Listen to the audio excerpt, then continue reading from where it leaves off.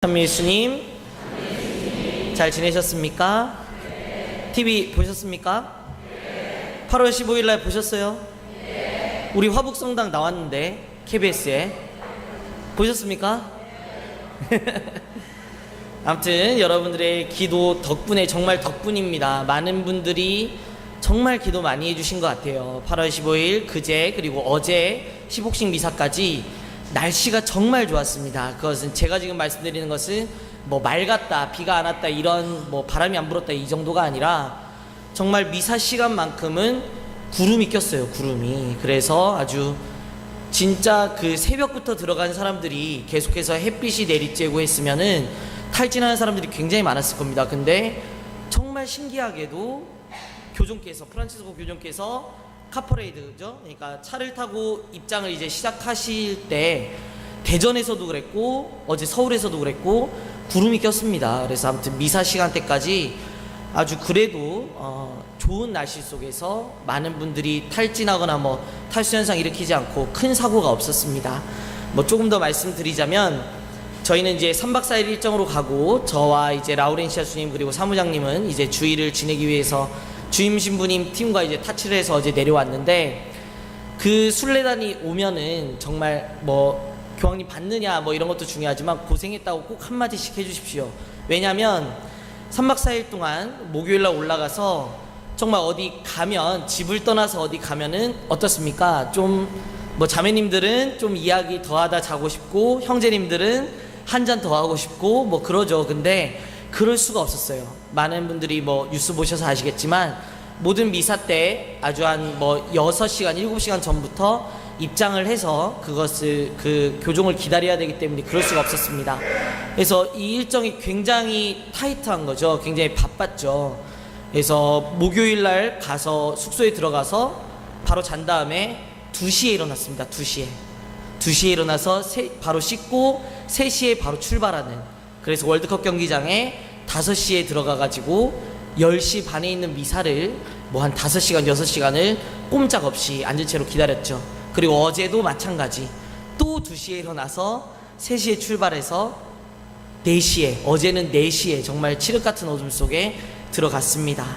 그런데 저희도 정말 제주도 말로 표현하면은 와려가지고 엄청 와려서 그렇게 들어갔는데, 그렇게 들어갈 때마다 저희보다 먼저 들어가서 교종을 기다리는 분들이 항상 있었습니다. 그래서 놀라지가 않을 수 없었고, 참 많은 분들이 어제는 뭐 17만, 비표를 받은 사람만 17만이에요. 그리고 그 대전 월드컵 경기장에서는 수용 인원이 있기 때문에 5만이 조금 넘었답니다. 5만 명이 넘는 사람들, 그리고 어제는 17만 명, 그리고 밖에 있는 사람들까지 합하면 뭐 뉴스에서는 100만이라고 나오지만은 제가 볼 때는 현장에 있었던 제가 보기에는 한 60만 조금 더 넘는 사람들이, 뭐 100만까지는 아닌 것 같고 그렇지 않았나 싶습니다. 아무튼 그 많은 사람들이 왜 그렇게 밤잠을 설쳐가면서 그 자리에 있었는가, 무엇이 그들을 움직이게 했는가는 우리가 함께 묵상을 해봐야 되겠습니다.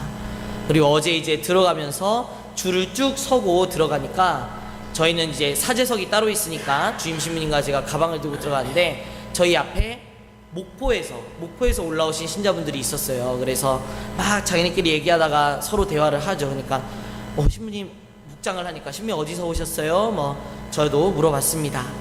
그래서 몇 시에 출발하셨습니까? 하니까 목포는 굉장히 멀죠. 서울에서. 몇 시에 출발했을까요? 어제 미사 복사 써서 대답할 수 있는 겁니다. 우리 승민이는. 목포에서는 12시 반에 출발했답니다. 12시 반에 그러니까 거의 뭐 잠을 못 자는 거죠. 그냥 휴게소 들르고 뭐 하면서 왔는데, 대단하십니다 하면서 신부님 어디서 오셨어요? 하니까 제주에서 왔습니다 저희는 하니까는 그분들은 더 놀라죠.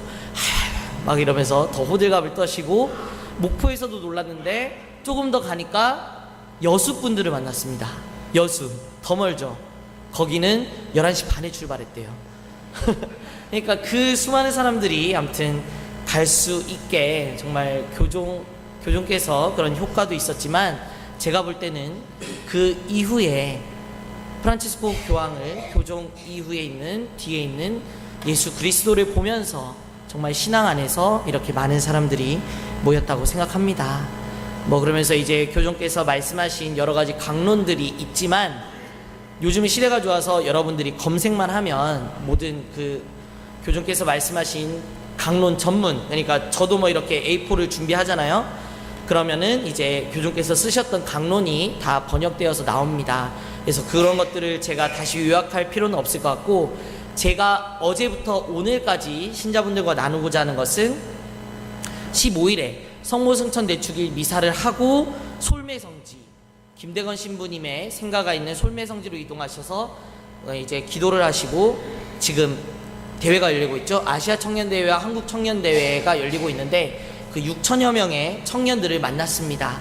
그러면서 그 청년들에게 즉흥적으로 하신 연설이 있어요. 그러니까 강론이라고 생각하셔도 되고, 청년들에게 나누고 싶은 얘기가 있었는데 그것은 잘 알려지지가 않았습니다. 그래서 제가 그것을 좀 요약해서 교종께서 말씀하신, 청년들에게 선포하셨지만 모든 가톨릭 신자에게 말씀하신 그 내용들을 좀 신자분들과 나누고자 합니다. 교종께서는 6천여 명의 청년들이 모인 그 자리에서 교회의 어떤 원칙적인 얘기들을 하시면서, 지금 이제 2014년을 살아가는 우리가 어떻게 복음을 선포해야 되고 복음을 살아가야 하는지를 말씀하셨습니다. 그러면서 맨 처음에 교회가 전 인류의 일치를 위한 씨앗이 되어야 한다고 말씀을 시작하셨죠. 그리스도 안에서 모든 국가와 민족들이 일치를 이루도록, 하지만 다양성을 파괴하는 것이 아니라 오히려 다양성을 인정하고 조화를 이루어서 더 풍요롭게 하는 그런 일치를 이루어야 한다고 말씀하셨습니다. 이 한 문장 안에서 교종께서는 인종차별이나 어떤 전쟁, 민족이 민족을 말살시키고 파괴하는 그런 전쟁이나 인종차별에 대해서 경고하신 것이라 생각합니다. 그래서 우리가 다 다름을 인정하고 그 다양성을 존중해주면서, 민족과 문화의 다양성을 인정하면서 함께 그리스도 안에서 일치를 이루는 것, 그것이 복음을 살아가는 일이다라고 처음에 말씀하셨죠. 하지만 세상은, 우리가 살아가고 있는 이 세상은 이런 예수 그리스도의 놀라운 전망과 계획 안에서 얼마나 동떨어져 있는가, 우리가 얼마나 예수 그리스도의 가르침에 반대쪽으로 가고 있는가를 분명히 알아야 한다고 말씀하셨습니다. 우리가 뿌리려는 그 선행과 희망의 씨앗이 우리 주변뿐 아니라 바로 내 마음 안에 있는 이기심이나 적대감, 불이라는 그러한 잡초들에 의해서, 그 희망의 씨앗이 이미 내 마음 안에 있는 여러 가지 잡초들에 의해서 지식해버리는 경우가 많다고 말씀을 하셨죠. 그리고 그 청년들에게 우리를 괴롭히고 있는, 전 세계적으로 문제가 되고 있는 사회의 빈부격차가 점점 더 벌어지고 있다, 그것에 대해서 안타까워하고 있다라고 말씀하셨습니다. 우리 삶의 값비싼 대가를 치르게 하는 물질과 권력, 그리고 쾌락을 숭배하는 그러한 모든 징후들이 우리를 괴롭힌다고 말씀하신 것이죠. 그래서 여러분들, 청년들에게 말씀하신 겁니다. 여러분들 가까이에 있는 많은 친구들과 여러분의 많은 동료들이 엄청난 물질적 번영에도 불구하고, 잘 살고 있음에도 불구하고 정신적인 빈곤과 외로움, 그리고 다른 사람은 전혀 이해할 수 없는 절망감에 그렇게 고통받고 있다고 말씀을 하셨습니다. 이러한 세상에, 그렇게 고통받고 있는 그 수많은 젊은이들이 있는 이러한 세상에 하느님의 자리는 더 이상 없는 것 같다 라고 말씀하시면서, 마치 정신적인 사막이 온 세상으로 빠르게 퍼져나가고 있다고 말씀하셨죠. 이러한 영향들은 지금 여기 앉아있는 여러분들, 청년 여러분들에게도 그 어둠의 세력을 뻗쳐 여러분들의 희망을 앗아가고, 많은 경우에 여러분들의 동료와 여러분들의 친구들의 삶, 생명, 목숨을 앗아가는 그런 최악의 경우에도 이른다고 하셨습니다. 또 이 말씀을 통해서 요즘 젊은이들, 청소년들이 굉장히 고민하고 있고, 많은 이들이 안타깝게 자살에 이르는 그 모든 것들을 경고하신 것이죠. 이런 아무튼 현 시대를 진단하시고 거기서 끝난 게 아닙니다. 자, 그래서 이러한 시대니까는 알아서 잘 사세요, 청년들, 이렇게 하면은 힘이 없죠. 그러면서 교종께서는 당신께서 우리 청년들에게, 청소년들에게 이러한 삶을 이길 수 있는 방법, 진실되고 기쁜 마음으로 이 현 시대에서 복음을 증언할 수 있는 3가지 방법을 알려주셨습니다. 그러면서 그 수많은 청년들에게 여러분들은 내가 말하는 이것을 삶의 원칙으로 삼고 삶의 팁으로, 조언으로 듣고 행하라고 말씀하셨죠. 첫째, 교주께서 말씀하신 3가지 중에 첫째는 그리스도께서 여러분에게 주시는 힘을 믿으십시오 라는 말이었습니다. 그리고 둘째, 날마다 기도 안에서 주님과 가까이 지내십시오. 그리고 마지막 셋째, 복음에 반대하는 수많은 유혹이 우리를 에워싸고 있으니 여러분의 모든 생각과 말과 행위가 그리스도 말씀의 지혜와 진리의 힘으로 인도되게 하십시오 라고 3가지 조언, 3가지 팁을 그 6천여 명의 청년들에게 주셨습니다. 어떠십니까? 너무 원칙적인 이야기들, 너무 어려운 숙제를, 당연한 말들을 교종께서 청년들에게 하신 거 아닌가, 이런 생각이 드실 수도 있어요. 하지만 결단코 아닙니다. 교종께서 말씀하신 이 3가지는 청년들뿐만 아니라 정말 전 세계 가톨릭 신앙인들에게 뿌리신 메시지죠. 남녀노소 모두에게 당연스럽게 해당되는 것입니다.